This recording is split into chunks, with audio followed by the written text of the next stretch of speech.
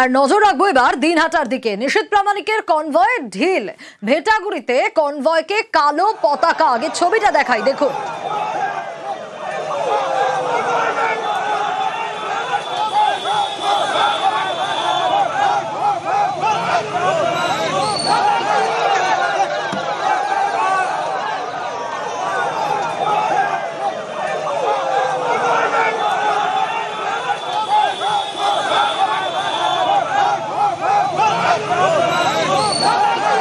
ছবি আপনাদের দেখাচ্ছি, নিশীথ প্রামাণিকের কনভয় যাচ্ছিল আর তখনই হামলার অভিযোগ ওঠে।